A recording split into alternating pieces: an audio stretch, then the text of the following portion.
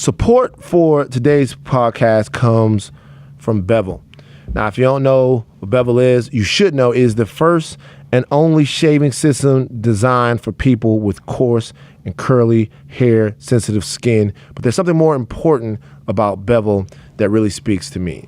Bevel, as a company, makes amazing products, right?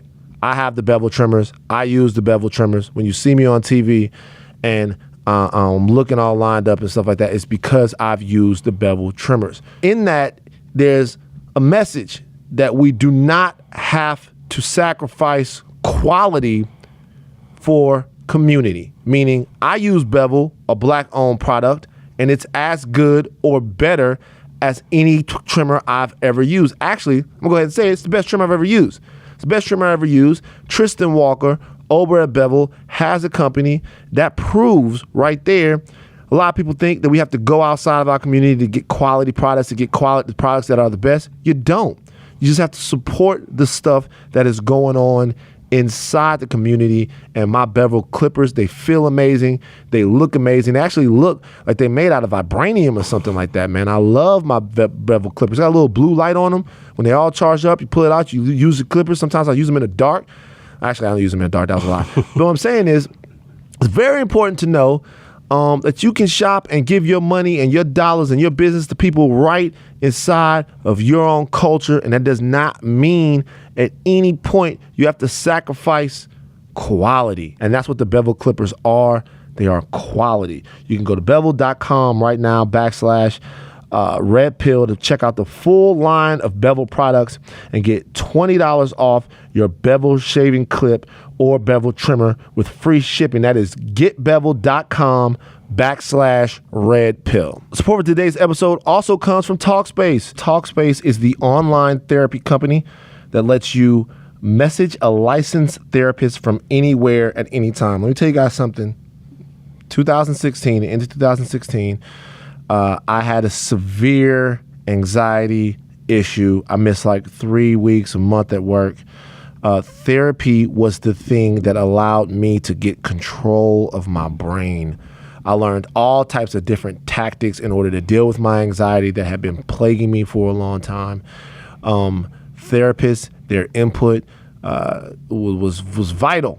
They teach you techniques like grounding. They teach you all different types of breathing techniques to deal with panic attacks. If you are suffering from anxiety, depression, any sort of mental health issue, I cannot stress to you how important therapy is. And Talkspace allows you to do that one-on-one without having to get in the car. Just talk to a therapist direct. I'm telling you, it can save lives. You can match with your perfect therapist today for a fraction of the price of traditional therapy. Trust me, it can get expensive. Just go to Talkspace.com /pill /PILL and use the code PILL for $45 off your first month and show your support for this show. Talkspace, therapy for how we live today. So support the people that support our show. Let's get right into it. Welcome to the Red Pill Podcast, where we give you the brutal reality of truth. I am Van Lathan. I'm joined by boring-ass Brandon. Brandon is still boring. Despite all of the events that transpired this past week. Now, I should say something. If you listened to last week's Red Pill, we talked about Kanye West. That was before anything. That was just my reaction to Kanye over the weekend. That did not include, obviously, what happened at TMZ on Tuesday, which has sort of changed everything as far as I'm concerned. I mean, in my life, should I say.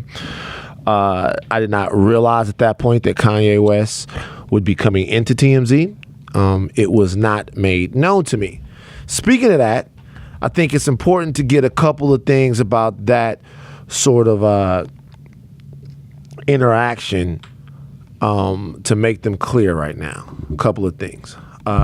First of all, what I'll do is I'll take you guys a recap of back. Brandon, were you in the office when all of this went down? I got there probably 20 minutes after he left. 20 minutes after he left. So this is what happened for people that want to know. I'm going to break down, give you guys a recap of exactly the way the morning went before he actually made it into the TMZ office and before you saw what you saw wherever you saw it.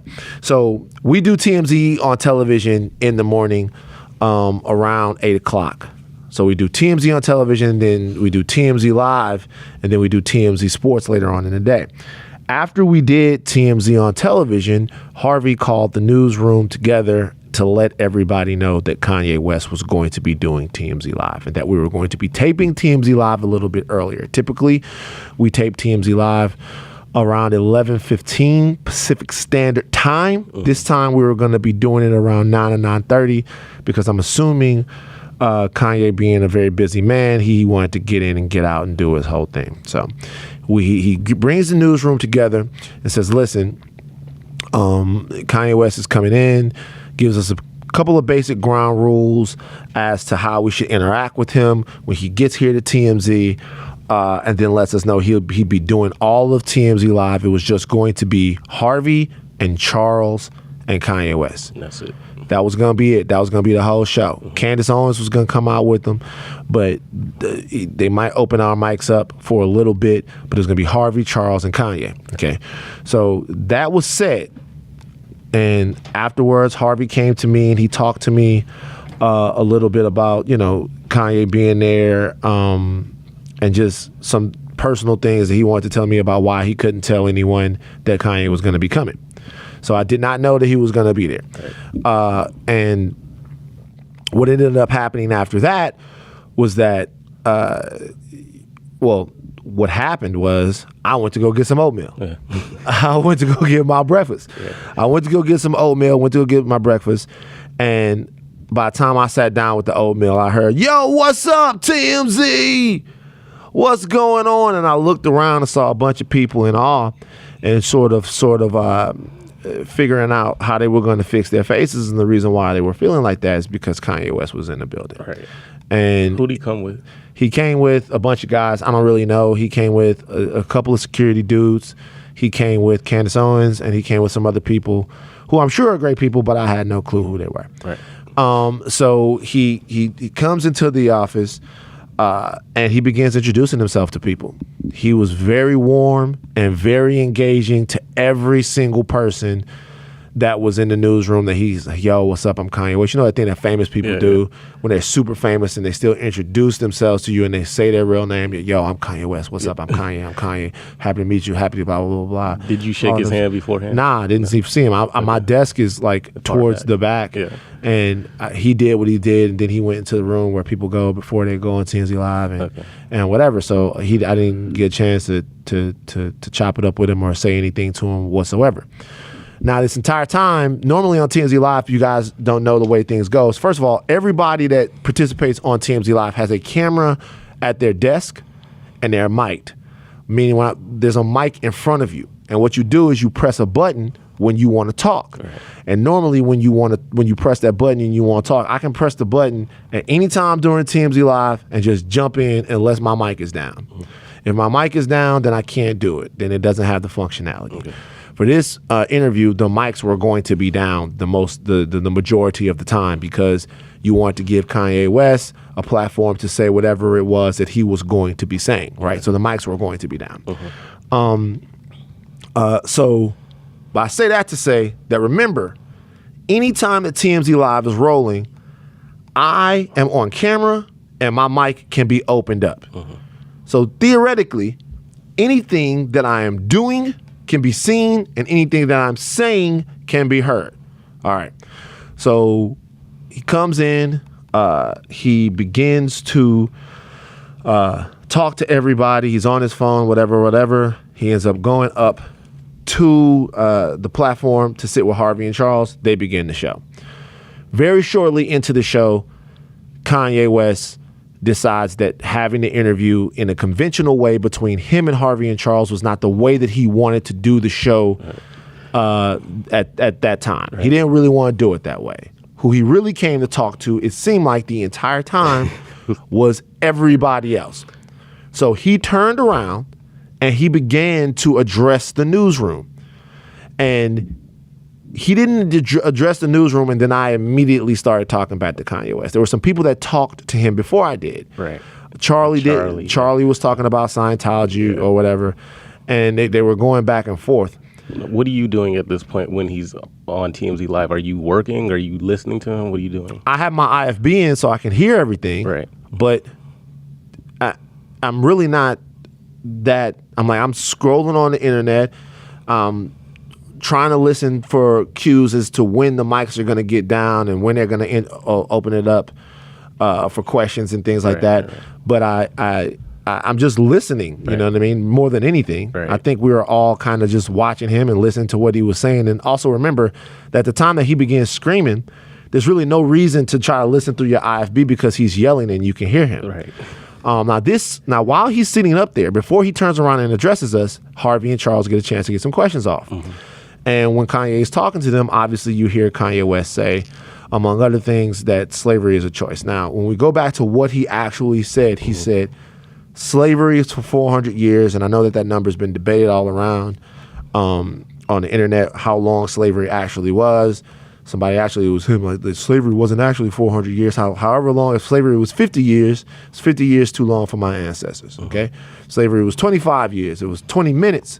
However long it was a horrible experience for my ancestors. So he says slavery is 400 years. That seems like a choice to me. At that point, it seems like a choice to me. So the way I took that comment, and people can be free to tell me if I was wrong, was that Middle Passage and the beginnings of slavery and all of that thing, that was one thing.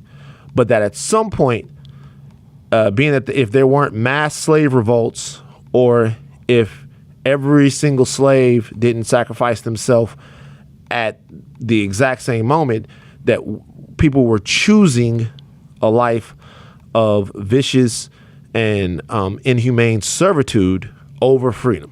Right. So at some point, it was no longer about the conditions that they were born into or subjected to, and about their unwillingness to rise above those situations. Okay. He said that, and I still didn't say anything. I didn't say anything when that was said, because once again, that wasn't my interview. Kanye West was here at TMZ. The interview that he was having was with Harvey and Charles. Right. Wasn't my interview. Right. It's not like he said that and then I stood up and confronted him, or that anyone stood up and confronted him. Really, they didn't even confront him up there on the platform. Harvey came back to it and asked him to kind of go back to it and clarify it. Yeah. But even that kind of fizzled out, because he started turning around and talking to us. He said it was too quiet. He wanted to talk to us. Right. The point that I actually engaged Kanye West, I did it for a very, very simple reason. He asked. Yeah. He turned around and he said, does it seem like I'm speaking freely? Right. Or whatever the exact quote was. Do you guys think that I'm speaking freely right now? The answer to the question is you're not thinking anything. Right. Okay? So before that moment, I did not know what I would say to Kanye West if I got the chance to talk to him. I didn't know how I would say anything. I had no idea what was going to be said. The sincerity of the answer came because the question was very specific. Yeah. He set you up. Right. And what he said was very specific. Right. Let me dial it back a little bit. Tell you guys something. I'm from Baton Rouge, Louisiana. Where I'm from, we're in the Deep South. You don't really learn about slavery, or at least I didn't. Okay. My father's from Maringouin, Louisiana. That is a place that has around 1,300, 1,400 people, maybe a little bit more than that now. I'm not sure. I haven't been back home in a while to Maringouin. But the lessons that I learned of slavery, they didn't really come from textbooks. They came from old black people. They came from stories that have been handed down. They came from rhythms and understandings and things of that nature. When you go back to certain places, my relatives would tell me to look at trees, and it would be like there's souls on that tree. Right. And they would tell me what happened to black people, not just in slavery, but after, if they ran afoul of someone, how they would be dealt with. And they would be dealt with on this tree. My great-grandpa would be like, look at that tree. There's souls on that tree. It's blood on the leaves. It's blood on the leaves, exactly. It's black men on that tree. It's your legacy. It's your heritage. So before we do anything in America currently as black people, before we do anything as America in America as a group, the legacy of our ancestors will be protected. Right. It's going to be protected because those people aren't victims. We're having all of these discussions about the victim mentality and how it holds us back. And that's a very, very important discussion to have about how a mentality where you fixate on what's going wrong in your life actually stops you from persevering. That is a completely okay discussion for any marginalized group to have, because at some point you need to start focusing on solutions and not problems. Our ancestors in slavery were not victims. They were survivors. And a victim is something that is different than a survivor. A survivor is someone who came through something, okay, who lived through something. A victim is somebody who had something perpetrated against them. It haunts them. It might, whatever. And we need to protect those too, to be honest with you. We need to protect the victim mentality. We should get rid of that. That's something that we don't need. Right. But when I say that my ancestors were survivors, what I mean is that they made a brilliant, beautiful, enduring culture during some of the most completely abhorrent and dehumanizing times in the history of not just our country, but the world. African slavery was an absolute blight on humanity, and we lived through it. Not only did we live through it, but we lived through it with some sense of self. Now, in order to understand this, you have to understand coming from some place where you had a magnificent culture, a timeless, ageless, beautiful culture, being put on a boat where you're completely cut off from that, traveling to a place where you don't know the land, you don't know the language, the food is crazy, everything is against you, you're being brutalized and worked like an animal, and out of that comes magnificence, which I believe black Americans to be. I believe us to be magnificent. We are not a perfect community. We aspire to be a better community. But I believe in the magnificence of blackness, and I always will. And I think that a lot of black people, I think most black people believe in the fact that there's a reason why we've been able to transcend the circumstances that we were put in here in America. And what we have to do now is figure out how to be bigger players in the socioeconomic game. And that comes with a sense of self and a sense of pride in who we are now. We do need to distance ourselves from any sort of notion that we're less than. And if Kanye West or anybody else is about having that conversation, then we need to have it. But when we have it, we're going to have it respectfully. We're going to have it with respect for the people who died so that we could have it. We're going to have it respectful to the people after them who during the Jim Crow era or the Civil Rights era, who in a lot of ways put themselves in the victim's posture on purpose. When you walk into an establishment and you decide you're going to sit down and endure all of the pain that goes with a sit-in, okay, you're making yourself a victim to show how grotesque your oppressor is. And the thought was, hopefully by showing how grotesque your oppressor is and breaking his laws and pushing him to the point, maybe the rest of the world will look inward, the rest of the country would look inward and decide that there was something that we should do about people that had that mentality.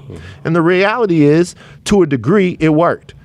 Now, there are different strategies that we need now. The strategies that we need now, to me, involve a lot more of asserting who we are, asserting our political block, asserting our economic block, and holding hands with each other and just kind of dropping our nuts a little bit as black people. And that, obviously I said nuts, but my sisters, we can't do it without the sisters too. Our nuts, our collective black nuts. Yes. We need to drop them just a little bit.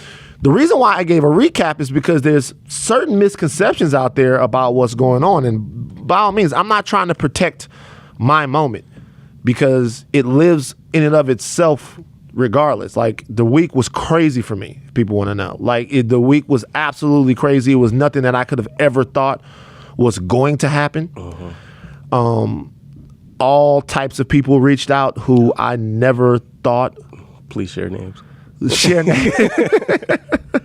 Well, some of the names I don't want to share because hopefully, maybe some things could come of it. But there were people that I really respected that reached out. Who gave a crazy, who didn't you suspect would give support that you First of all, the first people I want to recognize are all the people that have been working.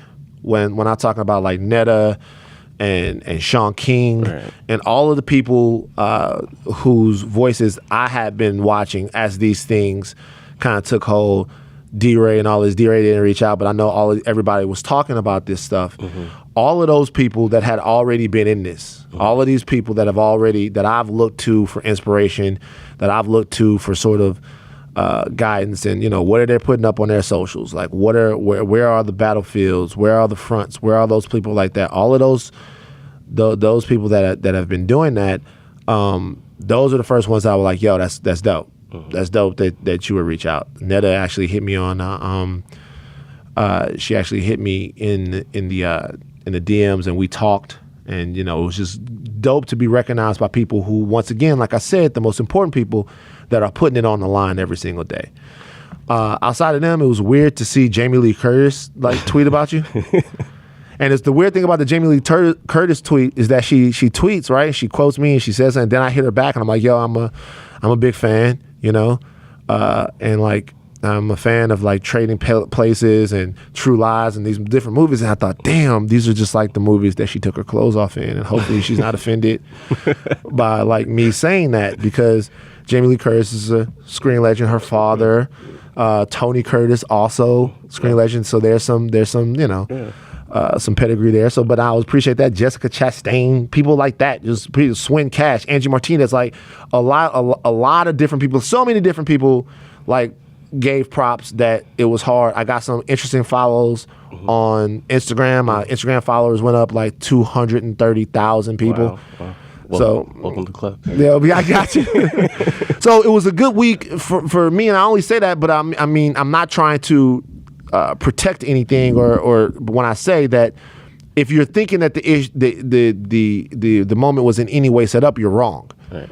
And I've heard that. It seemed when you look back on it, it kind of looks like this is a plant. The reason, I'll tell you why. And once again, people are saying there's no way that that TMZ could have had everything that way. How did they get the video and stuff like that? Once again, at my desk, there is a camera. Yeah. We're shooting TMZ Live. That camera is open and rolling. They can pull that footage whenever they want. All TMZ did, the incredibly talented group of post-production people we have here, they pulled the video from the time that I took my IFB out. Right. They matched the audio from the boom guy that was J-Rock. I don't know if J-Rock is in here. The boom guy who ran over, missed the first part of it. They just matched the audio that they caught off of my desk mic with the boom mic, and then they used that to tell the complete story. Because if not, you wouldn't have had me saying, I don't think you're thinking at all. You just would have had me standing up. Yeah. It's a more complete story if I address him directly before that. So that's all that they did. As far as what I said, if you think that what I said was in any way set up, you're wrong again. Because the day before, I sat across from you, you gave me pretty much the practice version of what you said. Right. We did a rundown on Kanye West the day before. Yeah. That podcast had gone up, so my thoughts on Kanye were pretty well fleshed out. Yeah. Now, that I didn't know he was going to come up here and say slavery was a choice, because I hadn't heard that from him. Even all of his rhetoric, that part of it I had never heard. Yeah. I had never heard him go as far enough as to question the integrity of my ancestors and the bravery of my ancestors. Once again, the light and the determination and the humanity of my ancestors will be protected at all times. If we don't do anything else, we will remember and honor them. And the way I know that Americans understand that is that the way I know that that's understood in America is that Colin Kaepernick gets flack for not standing for the national anthem. Right. And it's not because of what the national anthem sort of embodies this, because when you think of the national anthem, you think about all the sacrifices that were made so that America could become a union. You think about servicemen, you think about the rebellion that happened for America, and you think about everything else, and people feel like that's disrespectful to those lives. Now, for me, I feel like obviously his protest is something bigger than that. But here in America, really any culture, we understand how important our ancestors are. I work with a lot of Jewish people. Jason's Jewish here. Like, I think one of the more beautiful things about their culture is that there's almost an incessant hearkening back to people who had less so that they could have more. Right. They believe it. It affects their diet, it affects their psyche, it affects their sense of togetherness. The first thing we have to understand is that for us to have the freedom that was supposedly guaranteed to Americans, which we weren't a part of that, is that a lot of people had to have a lot of terrible, terrible, terrible, terrible, terrible shit happen to them. All right. Back to Kanye at TMZ. So he says that him and I go back and forth. Obviously, he walks over and we continue to have a discussion. And by the way, I keep seeing memes and stuff on the internet that are saying this is what the media doesn't show. The entire show aired on TMZ Live. So there's a full cut. There's an 18-minute cut on YouTube. If you think that there's anything that got left out of the clip, if you think that there's anything that Kanye said that no one didn't add, there's a complete 18-minute cut that is on YouTube right now that aired on TMZ Live, and you can see the entire exchange. You can see everything that Kanye said. Kanye went on to basically say that there's a lot of things in the black community that, Candace Owens was talking about black on black crime, okay? So real quick thing about black on black crime.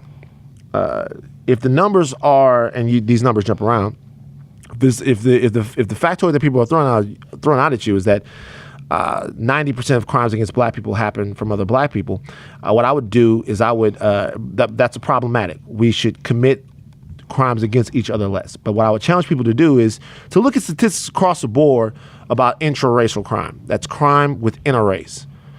And then understand that at about an 80% clip, white people commit crimes against other white people, because you commit crimes against people who live in your same community. There's a lot of white people out there. There's a lot of white people. So you commit crimes against people that live in your same community, right. Most likely, right? So whereas there's a higher incidence of black on black crime when you adjust those numbers for poverty rates in underprivileged communities, and you see that might happen to have a higher incidence in black American communities, you sort of offset that crime, and you see that those numbers aren't as staggering as they would be made to seem when they're weaponized against us, even though we all agree we need to figure out crime in our communities, okay? But a lot of times statistics like that in forums, even like the one that was happening on TMZ Live, are basically ways of people from outside of our community to go, look how fucked up you niggas are. Okay? Now, whereas we have to take stock of those things, we also have to remember not to let people from outside of our understanding affect our belief and our sort of characterization of ourselves. Okay? What I implored Kanye to do at that point, if you watch it, was to empower the people who are fighting those things every single day. Because there are people who are fighting those things every single day. I mentioned a guy named Jason Wilson. Jason, I called you Jason Williams on Instagram. My bad. That's not what I was trying to do. Jason Wilson's the Cave of Adullam, up in Detroit, Michigan. Transitional teaching situation for young boys. I have more. Jason Barnes, the director of fundraising for black millennials for Flint. This is a guy who is developing, who is every single day working to clean so that black children in Flint will have clean water. And not just in Flint. I was talking to his brother earlier. He's trying to do this all over the place. So while we're talking about what needs to happen in the black community, and we're empowering people like Donald Trump and to a lesser degree Candace Owens, who seem to have some abrasive and incredibly non-constructive ideas about our community, why don't we just empower the people who every single day are trying to build better communities? Why don't we seek out the people who, because Kanye can put anybody on. He put Candace Owens on. He put Candace Owens on just by me having a conversation with him. In a way, he put me on. Yeah. Do you know how many people he could put on that actually really would take it and work it and use it? Because if I have any type of a platform this week that I didn't have last week, I'm going to put those people on every single week on this podcast. I'm going to highlight a different person who is actually working in their community. And not just the black community, people who are working on behalf of women, women's rights, people that are working on behalf of LGBT rights, but people who have boots on the ground that are speaking to these problems. My sister is a black woman who is a lesbian, right? She's a lesbian, member of the LGBT community, right?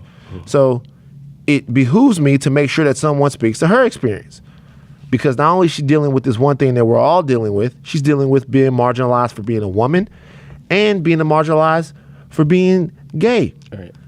I remember my mother asked her, "Are you sure you're up to this?" She was when she came out. Yeah, she's like, "Are you?" She's like, "Are you sure you're up to this? This is tough." Yeah. Black, Yeah. woman, gay. It's tough. So you have to make sure that in these situations that people in our community or in the community or in the American community that feel that they know that those people that are working for them are being highlighted. Now, what happens after TMZ? What happens after me and Kanye have our back and forth? What happens after that? What happens after that is you go to Kanye's house. No, I did not go to Kanye's house. What happens after that was, okay, so they finish, he comes over, he gives me the hug. I really wasn't feeling the hug at that point. It wasn't. We saw. Yeah, I wasn't like, I was like, you know what I'm saying? Yeah. It's like, you ever know? Pat, yeah, I'm like, you ever like when you get in a fight at football practice, yeah, and you get in a fight at football practice and coach goes, "All right, now you guys shake hands." You don't want to shake hands with this dude. Right. You just fought this guy. Right. You're going to have more, he's still on your team. Yeah. You're going to, down the line, you're going to have more battles with him. You're going to block for him. You're going to tackle. You're going to fight other people that try to fight him because he's your teammate. Right. But at this very moment, you really don't want to shake his hand. Yeah. But you have to because you think it's better for the entire team. Right. And so, I shake his hand, I hug him, he walks back. The rest of the interview goes pretty much the way that a TMZ Live interview goes. Yeah. Our mics are muted. No one else can talk to Kanye West. I think that maybe Harvey and Charles felt like there was enough talking to Kanye West. The interview goes off and then it's over. Yeah. When the interview is over, Kanye West gets up and he tells everybody goodbye.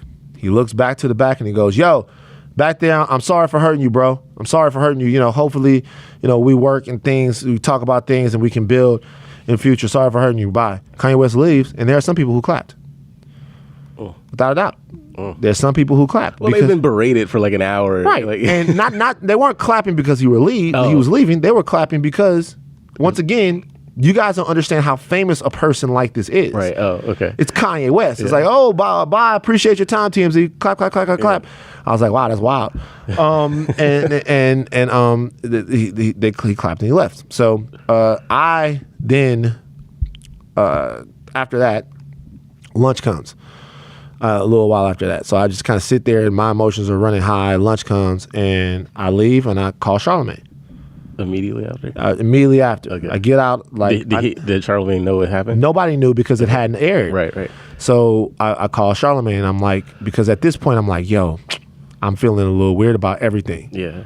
I'm like, "Yo, man," I call Charlamagne up. I go, "I just, like, me and Ye just had like a screaming match in the middle of the newsroom. I think I went too far." And he's like, "What?" I was like, I seriously, like, I'm yelling at Kanye West and he's yelling back. And it just, like, I'm like, in front of everybody else was quiet. You could feel it. You could hear a pin drop. And I'm like, mind you, this is the day the Charlamagne interview aired. This is the same day. This is the same day. So, like, your thing happened, like, maybe an hour after it the same day that interview came out. So I'm like, "Bro, this is crazy." And the whole time we're walking, he's like, man, so I mean, what you think everybody gonna do? I was like, I don't know how much of it's gonna actually make the show. Like I don't know if they're gonna keep that even in there. It was wild. It was this and it was that. And by the time I walk all the way through Playa Vista, and I come back to the office, Charles like, hey, bro, just chill, man. I'm sure everything's gonna be cool. You good? When I hang the phone up, I have 35 text messages, right? Because it's still just starting to get out. Yeah. Then by the time I actually get to the text messages and I hit the thing, it refreshes. I have like 100 text messages. Then I go on Twitter and I see Angie Martinez has put the video out and put my name in it. Wow. And then that's when it started. Then I come back inside and everybody's going crazy. That's crazy. It's blowing up everywhere. People are calling Time Magazine, The Real, CNN, Today Show, Huffington Post, to Today Show, Crazy. Nightline. All of this stuff is happening, and it happened pretty much all like the rest of that day, and then all day on Wednesday. Now Tuesday night, like once again the same night that it happened, I'm at home. And you hired a publicist. I didn't hire a publicist. Still don't have a publicist. Okay. Tuesday, at this point, the followers start to go up and all of this stuff start to happen. And then like Charlamagne hits me and he goes, yo, I gave Kanye your number. Right. And then I get a call, like a text message. Yo, it's Ye, Charlamagne gave me your number. What time of day is it?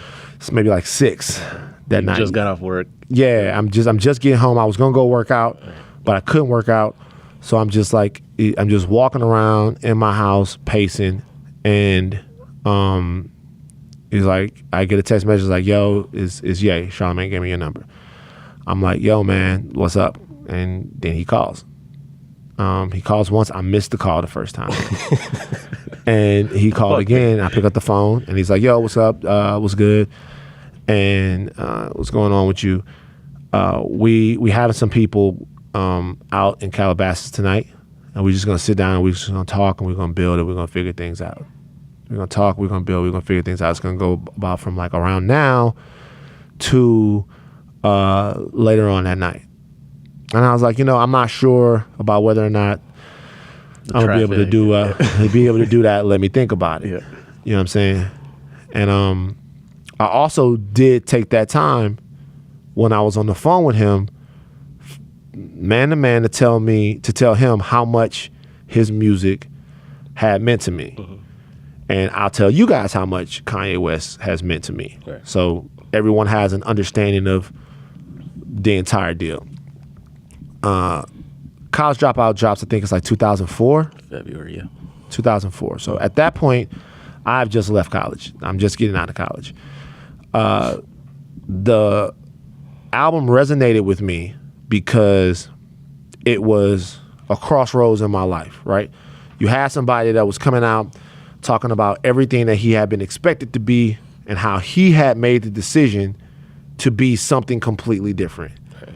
And for me at that time, what I could have done was stay in Baton Rouge, continue to do some of the things that I was doing. And I love Baton Rouge. I'm not saying that staying in Baton Rouge in any type of way is something bad, because my city is beautiful. The people there are beautiful. I love Baton Rouge. But I know that I wanted a little bit more that maybe it couldn't offer to me. So I'm listening to track by track someone describe what's going on. When like in Spaceship, yeah. When he was talking about that, I was working at Best Buy at the time. Mm-hmm. And that song, he's talking about working in the Gap. Right. And if you're working anywhere, especially when you're a kid that age and you're not fulfilled, and it's not really putting a spirit of inspiration inside of you, then you kind of feel like that you are out of control. I wouldn't say slave, mm-hmm. but you feel like you're doing something. You're just wasting time. All of these songs hit. They all hit with me. Every single one hit with me. And for the first time, there was a rapper. I've never sold any drugs. I've never been arrested. I've never lived the street life. All of the rap that I listen to and worship is great rap. And I'm saying outside of groups like Tribe and other groups like that I listen to that weren't so much into that.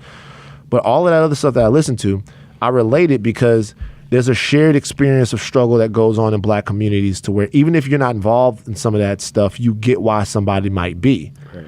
So that's the way I was listening to a lot of stuff that Hove was saying and a lot of stuff that P and them were saying. We've had P on the podcast.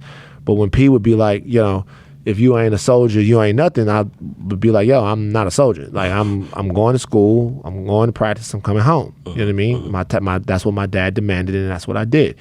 But with Kanye, the story was like, for me, it was like, okay, you have a choice in your life whether or not you're going to attempt to be something great or whether or not you're going to go the same way that everybody else did.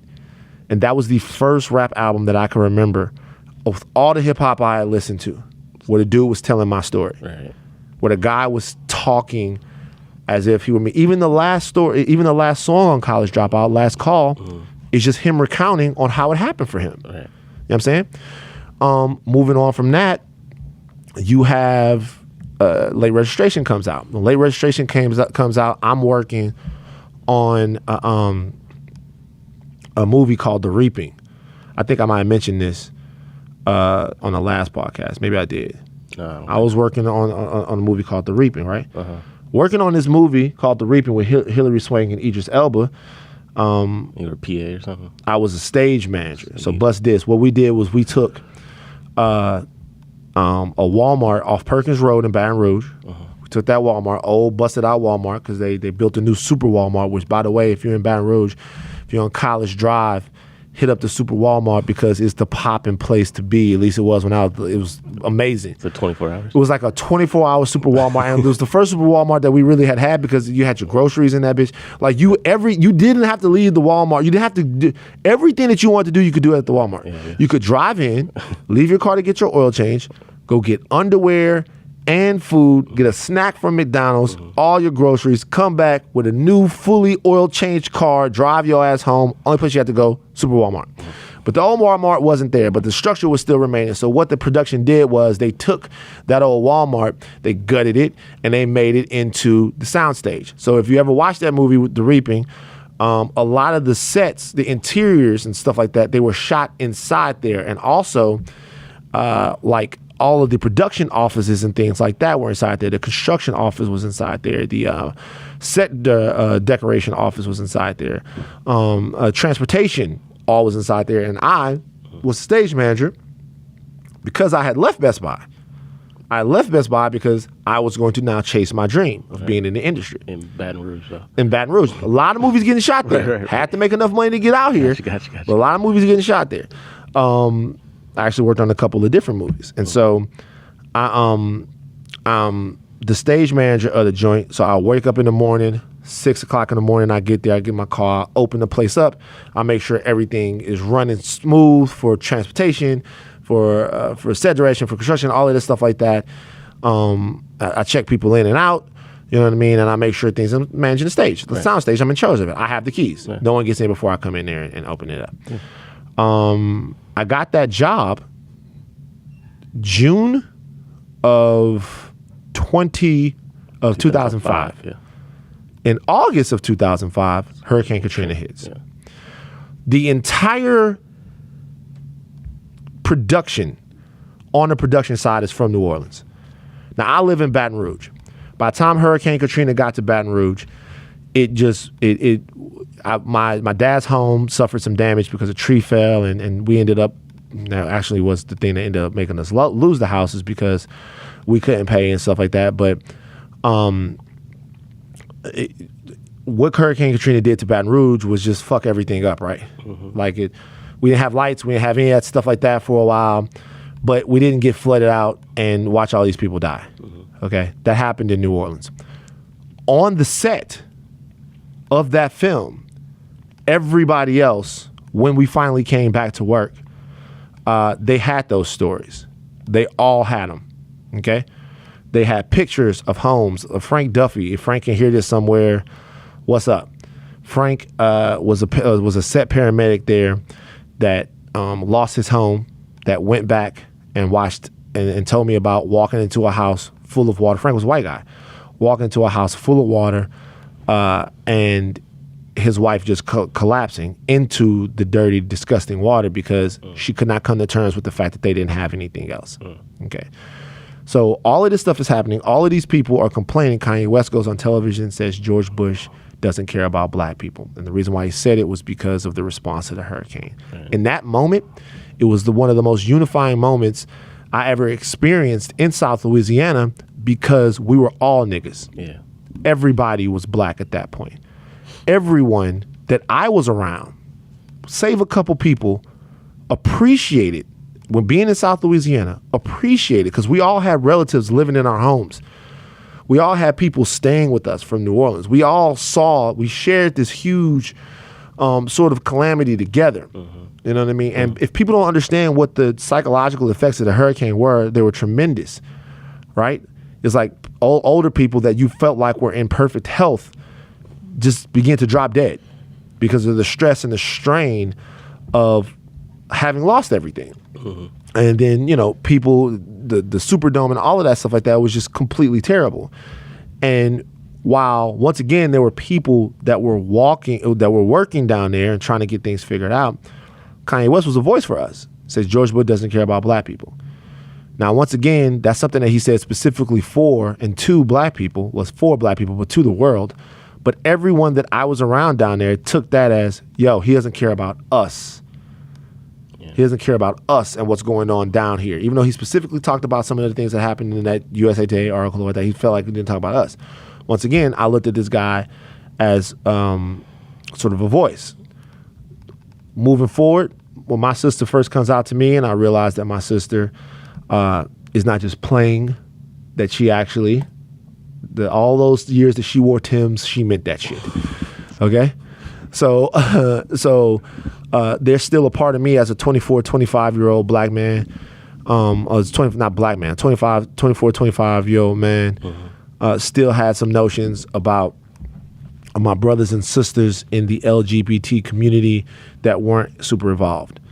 And for sure, I wasn't prepared at that point to have that type of diversity in my immediate family.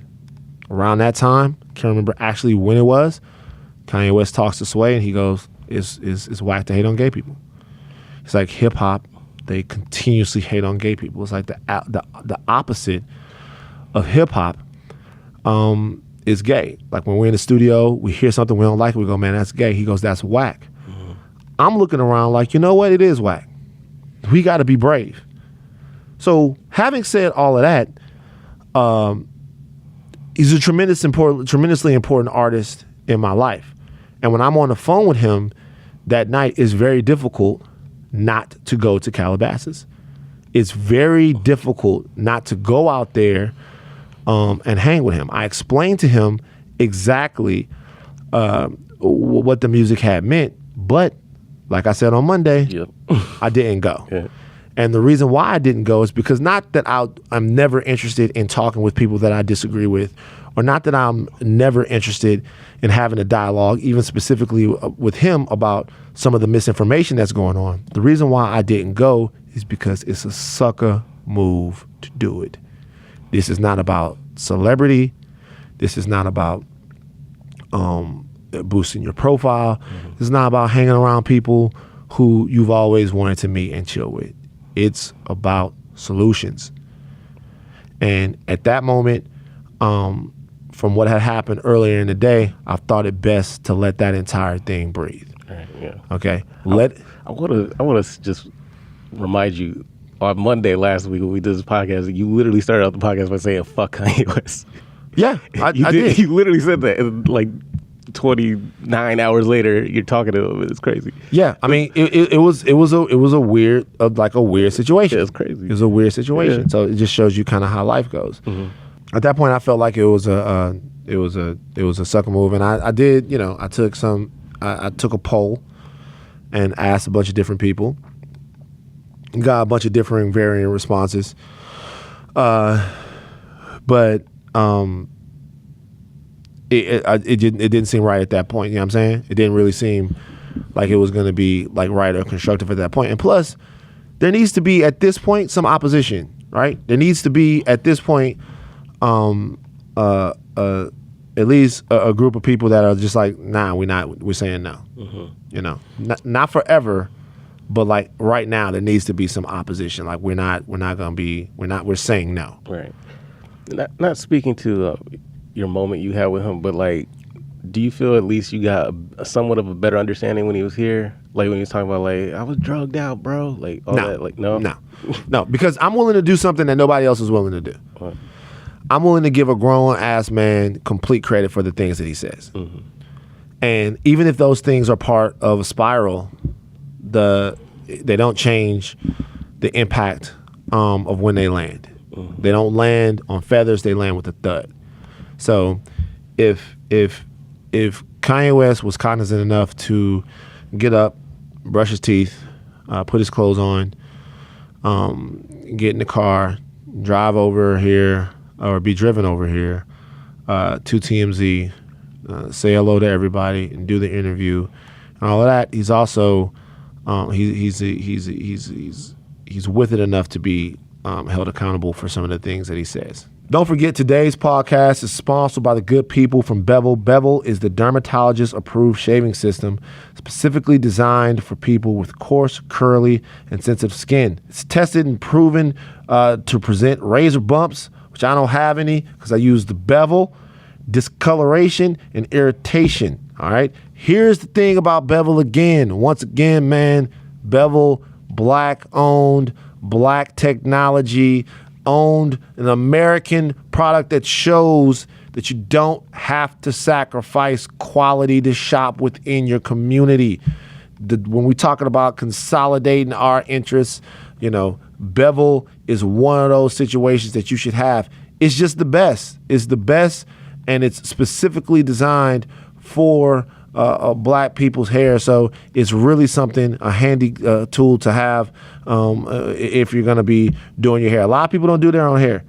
I have to trim up. I'm on TV. The Bevel is the way that I do it. They understand me, and I understand them. Pick up your Bevel razor or trimmer today at getbevel.com/redpill. And make sure to use our URL to get $20 off your Bevel trimmer or your Bevel shave kit with free shipping. That's getbevel.com/REDPILL.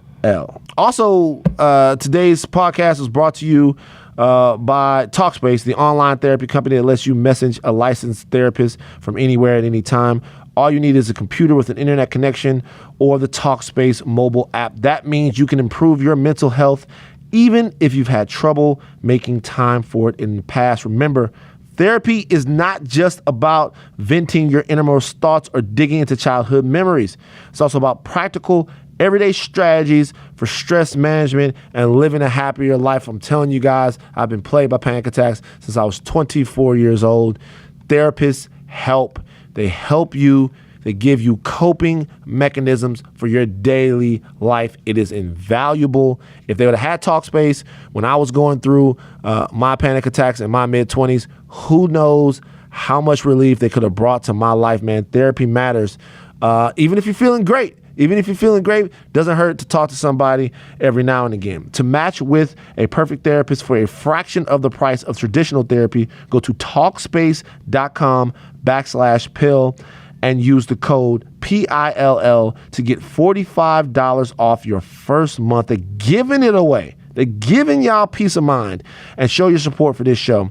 That's code PILL and Talkspace.com/PILL. Talkspace, therapy for how we live today. We're talking to Jason. We're going to talk to Jason Wilson in a second from the Cave of Adullam. That's another huge example of how therapeutic stuff can really help you in your life. Don't neglect your brain. Donald Trump claims that he now has doubled his African American the African American support because of Kanye West. He says it went from 11% to 22%. Those numbers seem to be murky at best. It's very difficult to quantify them. I doubt that they're true. Most of the things that Trump says are either untrue on purpose, or he can't interpret the information that he's using to the degree that they become materialized anyway. Right. So I don't believe anything like that actually exists. I will say, though, it's interesting that Trump said that at all. And the reason why it's interesting that he said that is that it shows you just how happy he is to have a new black shiny toy.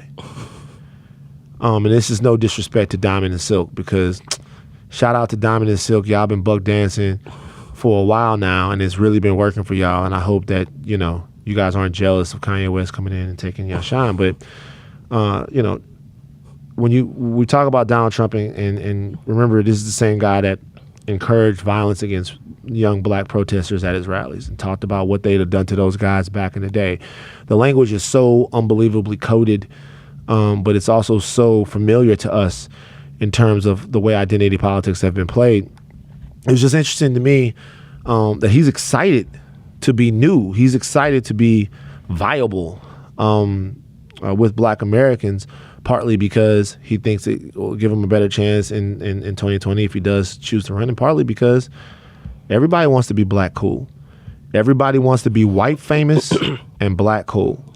Yeah. Everybody does. And the one thing about Kanye West that he could do for you was to make you black cool. Anything that he did while he's sort of chasing his thing. What do you were here, Brandon, or you saw it. What did your opinion of Kanye change anyway after he left?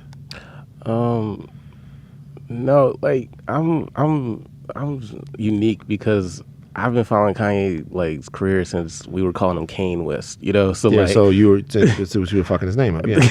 yeah. So like, I was like, I'm like super fan, but you know, I'm also able to call him out on his fuckery, you know. Right. That was me.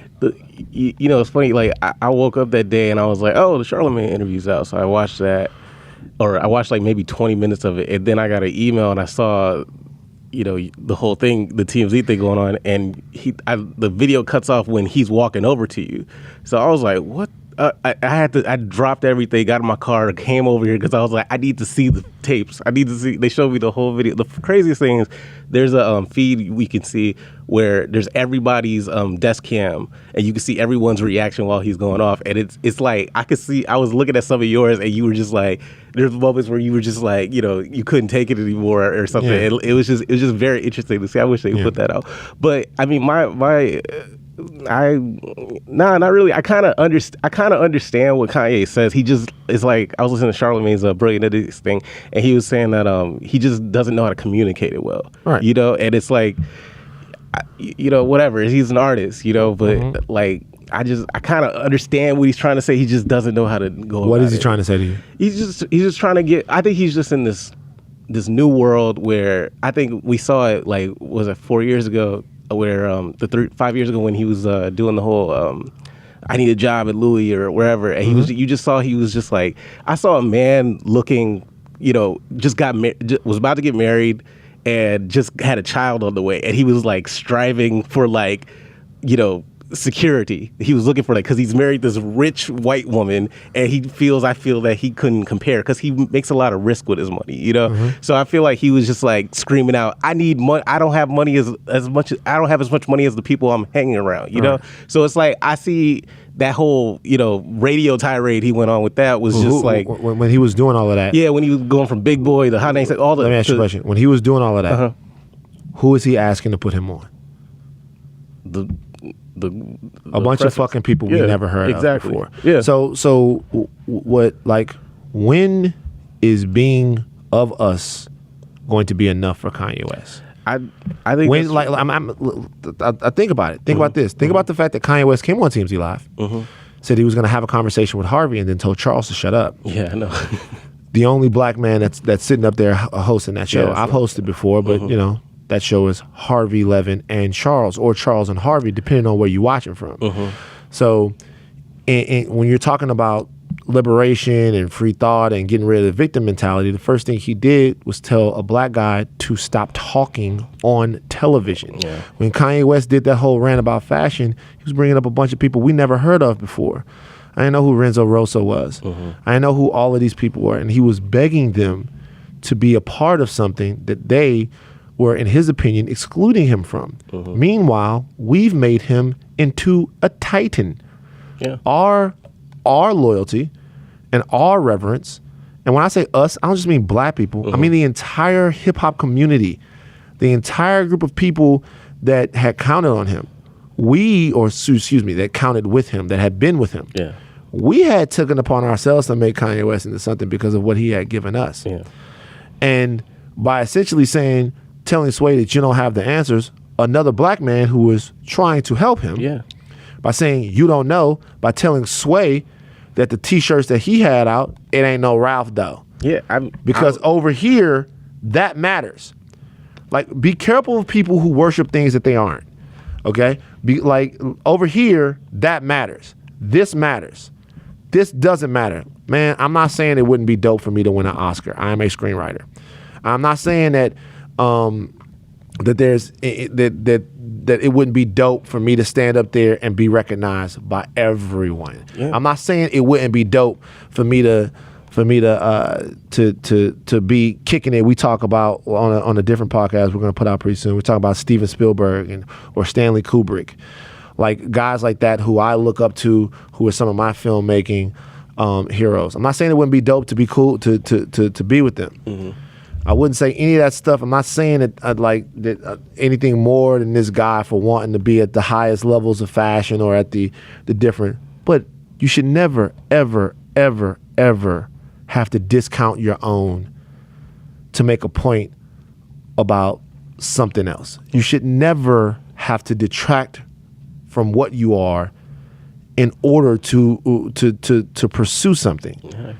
So like never. And so for me, even then, but that was all just him being eccentric to me. To me, that was all just, okay, he wants to be in fashion. That's the next thing he wants to conquer. He's always been like that, though. You can go he's always needed that validation. But that's always part of his narrative. Every album, every time he gets into something new, I need Rockefeller to validate me. He got it. I need, the Grammys to validate me. He got it kind of, but he still wasn't happy with it. Yeah. And then he moved into now it's like, he's looking at, all this attention, negative attention Trump gets, and he's like, I want to fix this because I fixed everything else. So like, I kind of get it. It's just the methods are, and like, yeah, I saw how he did the Charles Ant like that. And I saw, how he kind of like tries to sun people or just like go off on his own, tangents. But, I just, he's working. Let's take somebody else. Listen, like, well, I like the This Is America video came out. You see the Don Glover video? I did. You watched it? I did. What'd you think? Donald's coming for Kanye's spot. Yeah, I mean, I don't want to pit them against each other, but I think I look at the video and the video rings true to me because what I see in the video, obviously there are several depictions in the video of him shooting black people, which is bad. Yeah. We don't like to see images of black men shooting other black men or really black men shooting anyone. But you see him the first guy that he shoots. It's interesting to me. Is just the depictions of the violence because to me they tell a narrative story. The first guy that he shoots has a blindfold on and he shoots him with a handgun. So the guy can't see what's coming. Yeah. And he shoots him very elegantly. He walks up to him. It's like a planned thing, right? So he walks up to the guy behind him. The guy's blindfolded, never sees it coming. Whips out his gun and almost in like a ballet move, right? Shoots him in the back of the head and keeps moving. Yeah. The next time we see him shoot somebody, it's the choir. Yeah, it's a group. And they all see it because he does it right in front of their face, right? They all see it. And he almost does it as an afterthought. Yeah. Somebody shoots in the gun, he barely aims it, shoots them, kills much more of them. And then as soon as he then hands the gun to somebody else, and then you see people running in to take their places, basically. And then after that, the next time he pulls out a weapon, it's just his hands, right? It's just his hands. There's no gun. He's pointing something, but he's been completely depowered now.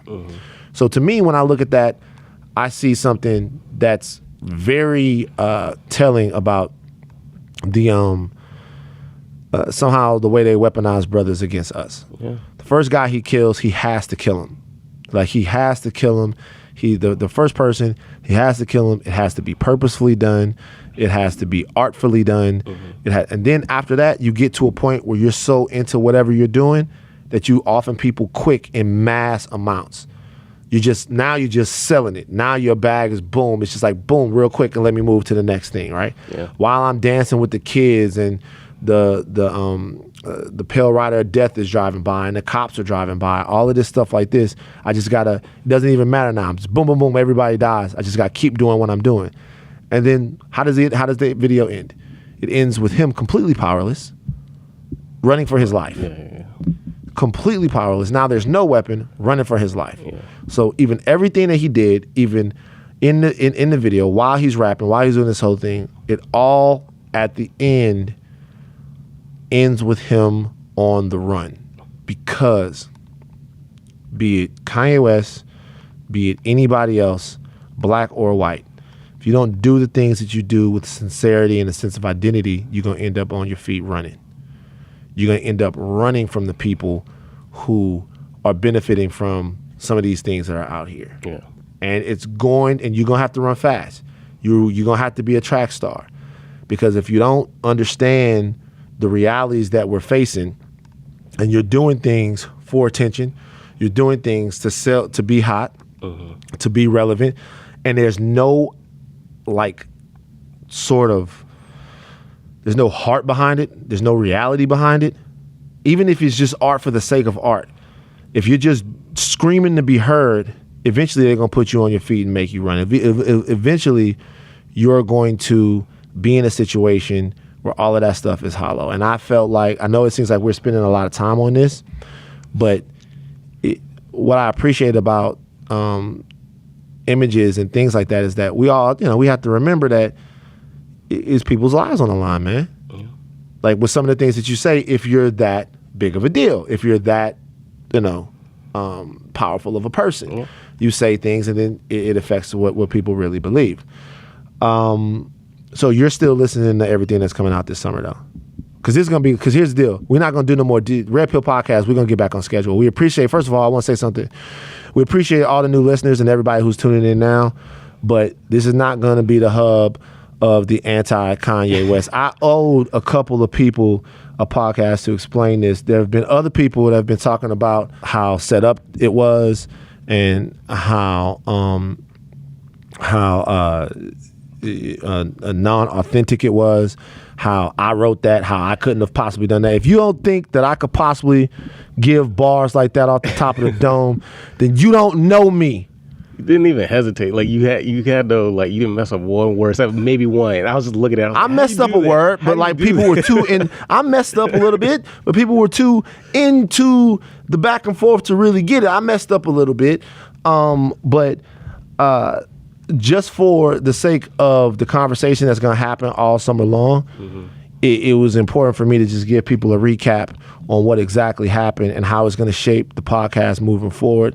And how it's going to shape, pretty much everything that we do here. But we're going to get back to doing what we're doing on the Red Pill, man. We're going to get back to having interviews with people that we care about, talking about things in those people's lives and issues that we care about. And hopefully all the new listeners of the podcast will be into that. Yeah. Hopefully those people will it'll still resonate with them. And that this sort of jumping off point leads to us really, kind of having something that penetrates a little bit. I will say, I love how, he started this. This conversation has gotten so more in depth ever since he came to the office. You know, and it's, as much as you don't like where he's at right now, at least you got a spotlight to now put on people you think should be helpful. Oh, that's what I'm about to do. Like I moved up to 290,000 followers on Instagram, and y'all gonna get sick of me. What I'm gonna do is because I'm still gonna do. First of all, I want to let you something know. There have been some drawbacks. There have been some drawbacks. I'll talk about the drawbacks real quick. I got some people. I follow a lot of porn stars on Twitter and on Instagram. Okay, and I got a lot of pressure from people on my team. Or people that fuck with me to unfollow these porn stars, and I gave in to the pressure. I unfollowed them But you make up for it with the DMs and the hey stranger. I wasn't sending any DMs. I was like, no, I wasn't even sending it. I just like to be updated on the latest movies and the latest things that are coming out. But like, I unfollowed them. Like, people hit me up like, it might be a good idea to unfollow Camgirl Nasty 69. It might be a good idea to unfollow some of these people. And I'm sad. Like, it was an emotional time that I had to do it. But you know, my mom was like, you know, there are going to be people that, unfortunately, are going to be looking to discredit you. Not discredit, because I don't have any credit. I haven't done anything. Like, talking back to Kanye West doesn't mean like I haven't, but just like kind of slap you. Like, I haven't done anything. But let me ask you, does this put pressure on you to like? No. To go to the next level of like, I don't know, leadership or whatever the fuck? Nah, man, because you know what? We was already on that. We've been on this. All the people that I fuck with, all the people that I've been around, we've been on this. Like there's. I hope that everyone understands, from what happened with Black Lives Matter to the Me Too movement to all of these different situations. There is a trend, and voiceless people are banding together. They are banding together, even in entertainment, all over the place. But it's happening, and the people that I talk to every single day, even the ones that I don't disagree with, these are the things that we discuss. These are the things that we talk about all the time. We don't just talk about them when something arises. We talk about these things constantly. How we can get to a better understanding. Me and my different homies, we've been taking self-inventory as men, talking about how we can be less problematic to ladies, and about how it's time for us to maybe take a step to the side and let these sisters work. I mean, let them do their thing. Let them have their moment. Not even let them have their moment. Maybe if we could even empower their moment, because we took a lot from them. And these are all conversations that happen legitimately. And we ain't no saints. Like I said, ain't nobody's trying to hold themselves up to be something that they're not. But these conversations have been going on. And if you have followed me on social media, you have or watched me on TMZ prior to this, you know that we've been talking about these things. But I'm still gonna be all the goofy guy that I am, my fitness stuff, running around weird, all of that. Honda Civic. My Honda Accord. If y'all want to help for real, man, help me get some new tires for the Honda Accord. No, actually, I can buy new tires. Okay, good. I can buy them. I'm fair enough. But it's the Honda Accord Cross Tour. That's the car. Right. I don't feel, it is what it is. But what I am going to do now that I haven't been doing before is, because there are so many more people paying attention to me on social media. Yes. I am going to make sure that you pay attention to some people that you actually should be paying attention to.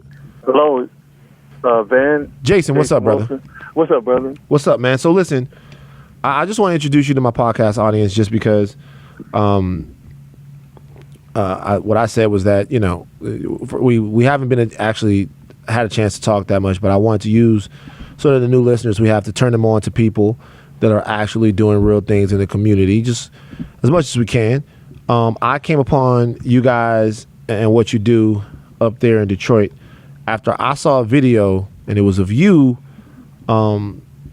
just kind of like helping a kid express his emotions because of all the things they had been with. The kid was actually crying, and you were showing him how to emote responsibly and really giving him the strength to do it in a safe environment. And now I looked at what you guys do for young boys up there in Detroit, and it just really it touched me, and it's so important and needed. I wanted to give you a chance to introduce yourself to the audience here and tell us a little bit about what it is that you guys have going on. Great. First, Van, I just want to thank you, brother, for again, always, ever since we basically met, you were always in strong support of what we were doing here in Detroit. And I just thank you again for just making time to even make that video, because we received some donations as well as a lot of emails saying people requesting on how can we not only scale the academy, but also how they could volunteer to help us in our mission. And that mission is to teach, train, and transform uninitiated boys into comprehensive men. And a comprehensive man is basically a man who is physically conscious, mentally astute, and spiritually strong enough to navigate through the pressures of this world without succumbing to their negative emotions. And what you saw in that video was of our young recruit Bruce. He had folded to his negative emotion. He had a fear of failure. That same board that he struggled to break, he successfully broke several times the week prior, practicing for his initiation test. And basically, I gave him what I always desired when I played sports or tried anything that was a challenge. I just wanted a man that was understanding and patient, that could relate to what I was feeling without basically dismissing how I was feeling. And that's what happened in that video. And so as I spoke to him and gave him the encouraging words that he needed, he was able to not only overcome his fear of failure, but also break through the board. Tell us a little bit about what made you kind of get into this. What are some of the problems that you saw in your community that you identified needed addressing and made you kind of start your academy? Interesting, Van. I mean, actually, it was birthed from a pain of me not having my father. And, you know, I always, actually, when I was growing up in my community, there were a lot of gangs. And, you know, it was amazing how, when I look back, how many of the older drug dealers would drop their sons off to my mother's house for me to basically watch over and mentor. I didn't know it was called mentoring. I just looked at them like little brothers in the hood, you know. And then from there, growing up without a father, I had a strong desire, and my heart was broken for boys who were misguided due to not having the person or a man in their lives to guide them. And so I always had a passion to mentor and train up and disciple young boys, but I didn't know at the time when I was, I guess, in my late 20s or early 30s how that could be done. The Cave of Adullam, I trained in martial arts, man, over 24 years, and I always saw the power in it to be able to control your mind, your body.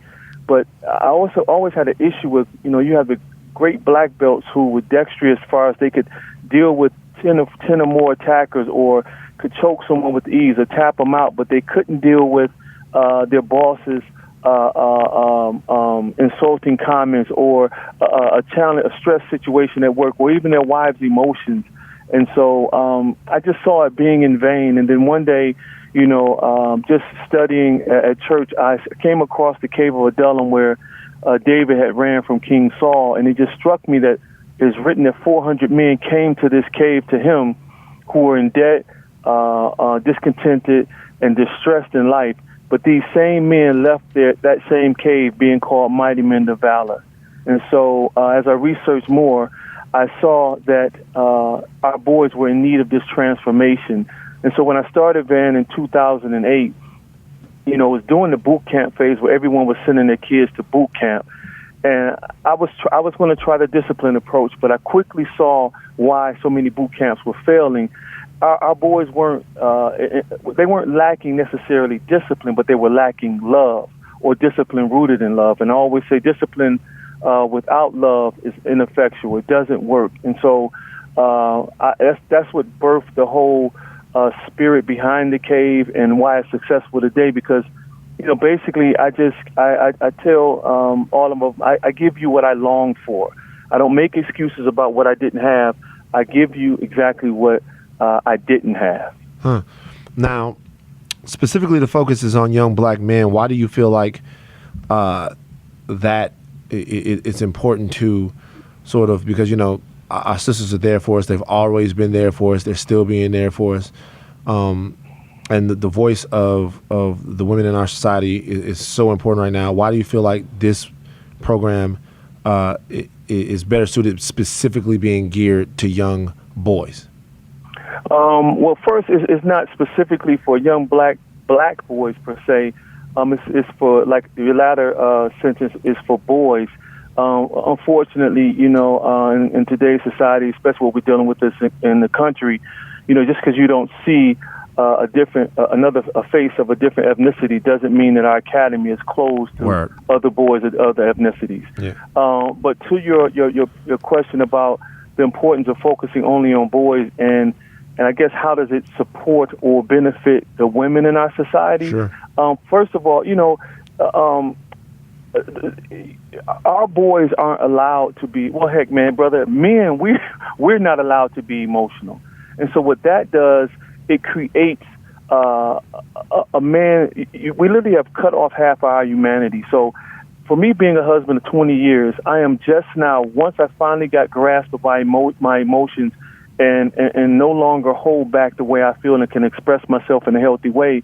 Man, I could say out of 20 years, maybe 5 years now, my wife is truly experiencing the loving husband that she had married. Because I grew up during the era where, we would say bros over, excuse my language, hoes, or money over bees. And you couldn't hold a woman's hand walking down the street in my neighborhood, or you'd get bum rush, what we would call it. And so those negative mantras and teachings basically penetrated my mind and my soul, and it hindered me from being a comprehensive man. So if, like Frederick Douglass says, it's easier to raise up boys than it is to repair broken men. And so for us to focus on comprehensively developing young boys, as a result of that, we have better fathers, more loving husbands, patient husbands, better teachers. It's not a coincidence that men commit suicide 4 times as much as women. It's not a coincidence that 9 out of 10 centurions, basically people who live over 100, are women. It's not a coincidence that the majority of crimes are committed by men. So it's imperative for, I guess, humanity as a whole that we focus on this problem. And right now it's us, brother. And until we embrace who we are as a human being and stop allowing the one adjective masculinity to define who the Most High created us to be, we'll continue to be in the state that we're in, and our families will continue to be in the state that they're in, and the leadership in this country will continue to be in the state that they're in until we learn how to be comprehensive. How can people help you? Like, go ahead. I'm sorry. I'm just saying, how can people help you? What do you need? How can we get it to you? How can people help you do what you're doing up there? Right now, we had a fundraiser, and we're still, of course, as a nonprofit, which is the union. The Cape of Adullam actually, it started as a program for mentoring boys under our nonprofit called the Union, which is spelled THE, and then we have a Y in front of the word union for youth. But because of the dire need to teach, train, and transform boys, the Cape of Adullam has kind of taken its own shape of itself, but it's not really our nonprofit. So the union is where people donate to, and so our desire is to scale the Cave of Adullam and also the other programs we have under the union, because our girls can't be left out, like you mentioned earlier. Right. And so we have a program called Pure that helps girls with their etiquette and self-confidence and to build them up, because it doesn't do us any good to build up young boys and they don't have wives to marry that are healthy as well. Mm-hmm. And so the way you can help, we're in the process of purchasing a building, which I plan to create the model that could be scaled throughout this nation and world, because we get a lot of emails and messages throughout the world, sort of like if you had a McDonald's franchise where you can scale it and put it in these communities to transform not only the boys but the girls. And then we have counseling and social services as well. So not just the boys will be helped, but also families and mothers. And, we cover, again, we want to not only just transform boys, but transform our community. So the way they can help, they could log on to our website. I guess for the Cave of Adullam, you can go to savingboys.org, and you can click the donate tab, or you can go to savingboys.org/donate, and you can donate to the Cave of Adullam, and your donation is tax deductible because we are a nonprofit through our organization, the Union. And also, if it's easier for you, you can go to our GoFundMe page, which is GoFundMe.com/Cave, CAVE 313. And that's also the same handle for our Twitter, Facebook, and Instagram is @Cave 313. Brother, we appreciate you, man. We appreciate you. Hey, man, I really appreciate you, and I look forward to chopping it up with you the next time, and I'm in L.A. And again, man, I know you say you're not a hero, and I get your logic behind it, brother, but, too many men like yourself in positions to say something don't say something. And so I want to commend you for speaking up, even though he's one of your favorite rappers. But I saw it in his eyes. What you said hit him. And what if you would not have said that? he would have left thinking he was correct. And so I commend you for that, brother, because there's too many brothers in your position who don't speak up, who don't follow what their hearts are saying. And, you know, I pray that this will open the door for you to possibly get your own show, maybe via TMZ. I don't know how it could work out, but we need a voice, brother, that's out there like you are to really shine light on who we really are, not only as African-American brothers and families, because I want to shatter this narrative that's out there about us as a people, but also other ethnicity need people who are good to finally stand in the light. So I just want to thank you for that, and it really blessed me because it took me by surprise. People was texting me like, yo, Van said this about the cave, and he mentioned you. I'm like, what are you talking about? So when I went to it, I was just at the dinner table with my wife, and I couldn't believe it, brother. And so, again, just thank you. I was humbled that you would take time to do that out your day. And, again, I pray that, you know, the Most High will continue to guide you, brother, and that you will continue to speak from that heart that's in you, and that you would allow all the things that you've been through to be a blessing for others. I appreciate you so much, Jason. Appreciate you, man. Yes, sir. Yep. Stay in touch, good brother. Bye-bye. For that one purpose right there, I want to thank Kanye West. There you go. For that purpose right there, because Jason Wilson and some of these other people that are doing the good work that they were doing, hold on, this is a text real quick. Is it from Kanye? Oh, no, it's from Don Lemon. Oh. I've seen it. Word? Yeah. Look, this is from Don Lemon. I've seen it.